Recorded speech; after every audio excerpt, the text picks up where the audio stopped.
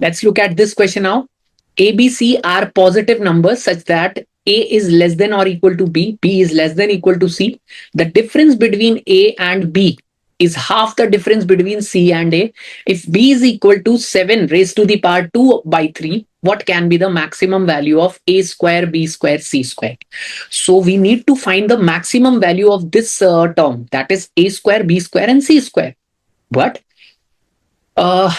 it is given about ABC that these are positive numbers, and when arranged in ascending order, they are like A, B, C, right? And difference between A and B, because B is larger than A, so I would write B minus A.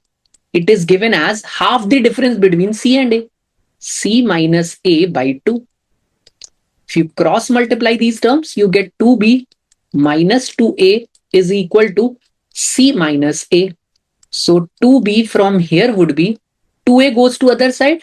It becomes A. So you are left with C plus A. Guys, can you look at this expression? If you can remember, C plus A is equal to 2B. There are three numbers A, B, C, and this term is the mean of these two numbers. If this middle term is the mean of these two extreme numbers, then these numbers would be in AP. So from here you can say that A, B, C are in AP. A, B, C are in AP. These numbers are in AP. Correct? If these are in AP, the value of B is given as 7 raised to the power 2 by 3. 7 raised to the power 2 by 3. Correct? Now, these are positive numbers and the value of them could also be equal. And now I need to maximize this product. This term is A, B, C, A into B into C raised to the power 2. So, can you see these three numbers would be, this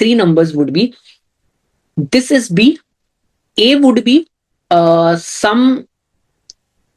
need to decrease it by common difference. So it would be 7 raised to the power 2 minus 2 by 3 minus D, and C would be 7 raised to the power 2 by 3 plus D.